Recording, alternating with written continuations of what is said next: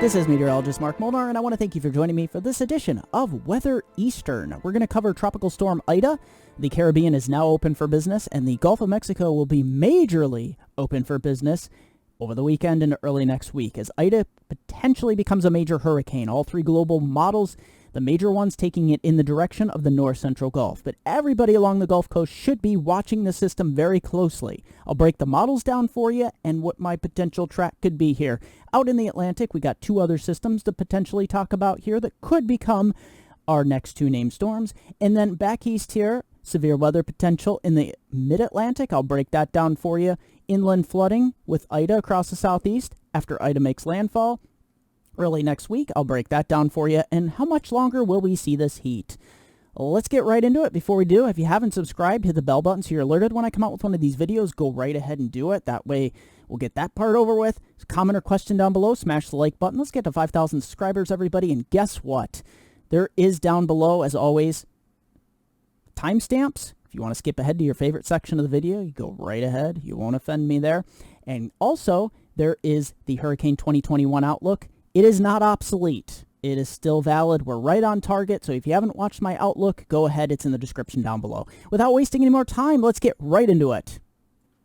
And taking a look at Tropical Storm Ida just west of Jamaica, the system will continue to move towards the western part of Cuba during the day on Friday before strengthening into a hurricane as it reemerges out into the Gulf of Mexico Friday evening. The storm should likely get into an area very conducive for development about 1 p.m. Saturday. It will be well into a Category 1 storm, almost a Category 2, and will be a Category 2 storm by the time Saturday evening rolls around. Now, the steering currents become a bit more weaker in the north-central Gulf during this time, hence why I have my cone of uncertainty so wide here, from eastern Texas all the way over towards the Alabama-Mississippi border. So all persons in these areas should be staying tuned here and keeping very well intact of the situation. So this system likely, I think, will become a Category 3 just south of Louisiana.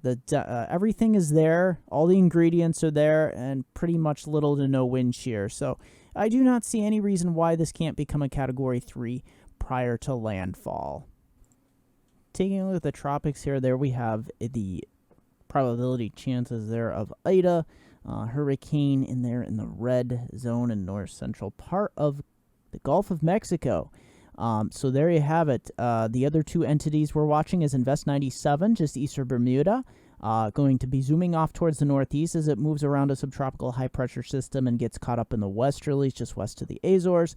So any kind of development out of this, which is likely to be shoved basically off to the northeast here. Invest 98, out in the Atlantic as well. That is going to be finding a weakness in the subtropical ridge system here in the central Atlantic and will be drawn north as well. And we'll be watching another system in the intertropical convergence zone coming off the coast of Africa next week, and that could develop in an area where Invest 98 is in now. So there's the tropics. And here's the Gulf of Mexico. This is where the big show, the big open for business show is going to occur.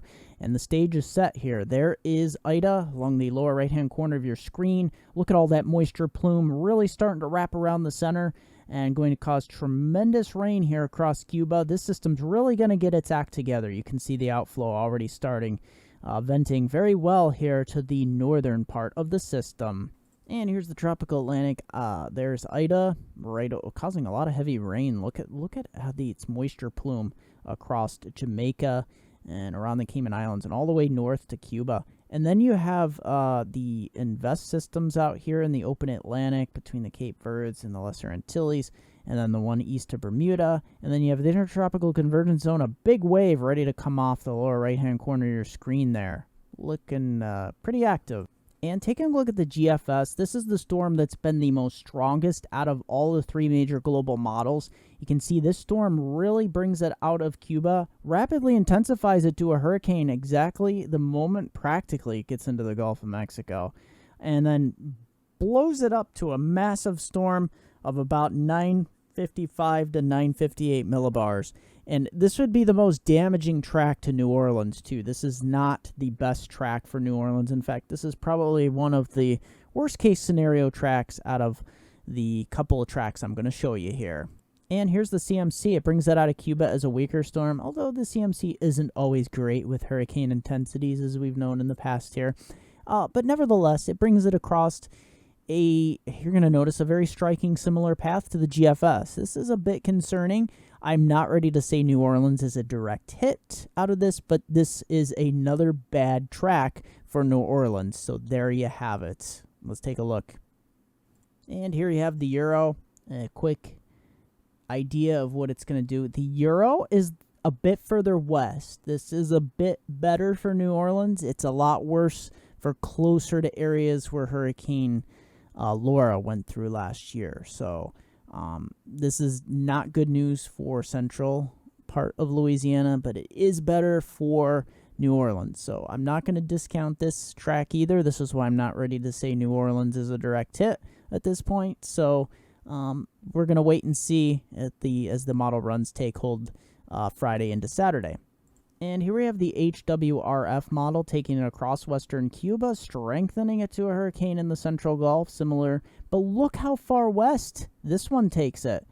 Really into the western part of Louisiana. So this is why I say that you can't make an exact pinpoint track of this system just yet. And looking at the precipitation totals, this is from the GFS here. Look at that. That's really concerning here across the Gulf Coast. As you know, with these landfalling hurricanes, you see a tremendous amount of rain, and anywhere from 10 to 15 inches is being outputted across southeastern Louisiana. And as you look further inland as well, we get into the amounts like 5 to 10 inches. So this is not very good news. We'll watch this in the coming days here. And John from Islip, New York, Hurricane Henri, as it moved across the area with strong wind gusts and heavy rain across his neck of the woods. He has a nice video and a photo as well, and thankfully you came through that. That was quite a hit to New England that hasn't happened in quite a while, so nice captures there, John. And Robert Stone from the Walbridge, Ohio area. Take a look at, he had stormy, very hot conditions as well as stormy conditions that moved across his general vicinity. And nice captures there, Robert, taking a look at stormy skies that were moving across the area in that really heat index ridden area as well. Upper air pattern across North America. The ridge kicking in pretty strong to the east here. We have that trough out west here. That's bringing some relief and cooler than average temperatures. The big story will be Ida's landfall here. That'll keep temperatures down a bit here across the north central Gulf, but heat is on, especially in the east here as that ridge builds, stormy conditions, and as I said, we'll be watching the tropics very closely. And the northeast for your Friday here, we're looking kind of stormy in the afternoon here. We're still dealing with a little bit of heat, but not as bad as that frontal boundary starts to stink a little bit to the south. We will have a better chance of maybe a strong thunderstorm, especially across eastern Pennsylvania, parts of New Jersey, and down into Maryland as well, and up to the New York-Pennsylvania border. Maybe a isolated storm with a damaging wind, large hail, but for the most part, this is not going to be a widespread severe weather outbreak, but the chance is there for a strong to severe thunderstorm. Temperatures will be mostly into the mid to upper 80s with near and above 90 across Harrisburg, New York City, Washington, D.C., and Atlantic City. Every place else cooling down into the mid to upper 80s. Taking a look at Friday across the southeast, this is about the only day that you won't see Tropical Storm or Hurricane Ida on the map from this point onward. So if you do need to prepare in and around New Orleans, all the way to East Texas, all along Louisiana and Mississippi coastline, do not turn your back either if you're in Alabama or the Panhandle of Florida. Stranger things have happened. The weaker steering currents can cause wobbles with this kind of a system. It will be being steered by this around the subtropical ridge, but steering currents do become weak at times, especially this time of year in the northern Gulf. And these big storms do have a tendency to wobble a bit too. So you do have some time to prepare on Friday. Use that time wisely. You only have a 20 to 30% chance of an afternoon shower or thunderstorm. For your Saturday across the northeast, frontal boundary slips to the southwest here. Area of low pressure forming along it just off the coast here. But the big story will be the cooling down temperatures as we get a northeast flow here across parts of Maine all the way down to New York City. Look at this temperature slipping well down into the 70s, even Portland only making it to 69. There will be a chance of showers and thunderstorms across New York, Pennsylvania, parts of New England, showers potential, and then there's thunderstorms here across parts of Pennsylvania, Maryland, and Delaware, and southern New Jersey. Temperatures will be on the drop. And here it is Saturday across the southeast. This is where we see Hurricane Ida appear on the map. Now, it could be in this exact location. It could be 100 or so miles west or east of this. So at this point, it's going to be heading towards the northwest, bending a little bit more towards the west-northwest here. We will start to see the outer feeder bands start to show up in parts of the panhandle of Florida, parts of the coastal Alabama, Mississippi, Louisiana, and maybe as far east as eastern Texas. So we may see some moisture creep in. It will keep the temperatures down a little bit in New Orleans. You will not quite make it to 90, 88 in Panama City, and then inland, look at that, Nashville, 96, 97, Raleigh, Norfolk, 95. But if you're along the Gulf Coast, you're going to want to start preparing yourself for what might or could happen here. And Sunday, across the northeast, stalled out frontal boundary continues. That area of low pressure kicking off the coast here. Temperatures a little bit warmer than they were, although Maine staying in the 60s. That's pretty cool. But across interior Pennsylvania, mid to upper 80s likely. Upper 80s most locations. 83 there in Binghamton, 80 in New York City. There we go, Syracuse 86, 90 in D.C. So scattered showers and thunderstorms continuing into the afternoon hours.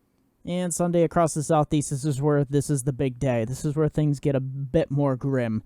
Temperature there in New Orleans, 83. This is if this storm really does bear down directly on you.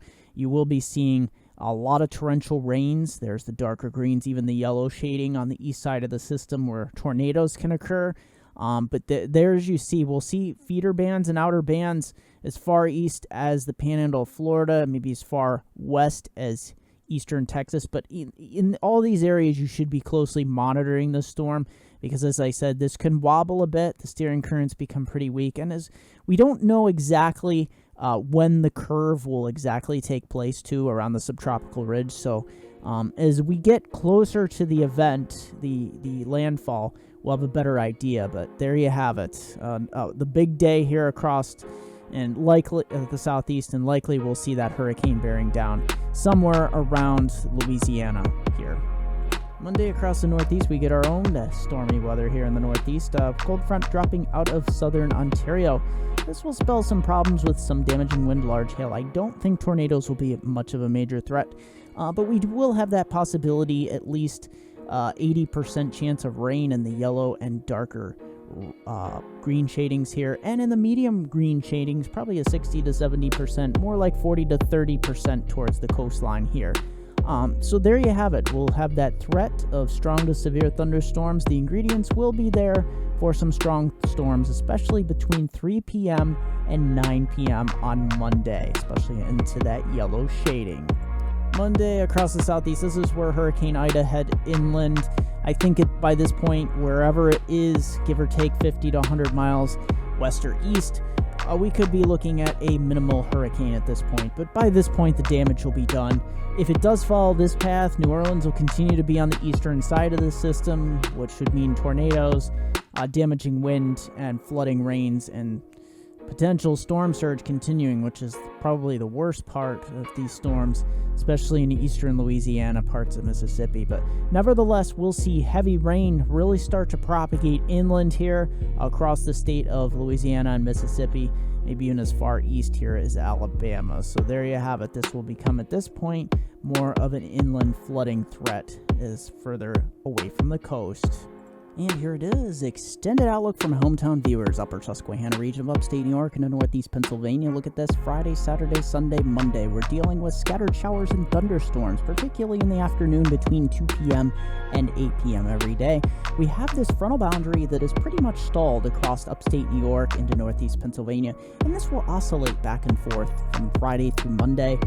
Friday, Saturday, Sunday, there's anywhere from a 30 to 40% chance of showers and thunderstorms. There is a greater chance Friday for a strong thunderstorm, especially across northeast Pennsylvania, right around the Scranton area up to the New York-Pennsylvania border. In upstate New York, it's not as great of a threat of a strong thunderstorm. Saturday into Sunday, we'll have those afternoon showers and thunderstorms scattered about. And then Monday is the bigger day when the big cold front comes trying to roar through. And that's where we could see anywhere from an 80 to 90% chance up to a half an inch of rain likely before clearing on Tuesday. As always, I want to thank you for joining me for this edition of Weather Eastern. As always, don't forget to give my Facebook pages some love, social media some love, Facebook and Media Mark, also Weather Northeastern, also Hurricane Northeastern. And if you so desire, if you like Twitter, WX Northeastern, the @ WX Northeastern. And always, don't forget, tune in because I'll be increasing the updates of these videos as well over the coming days.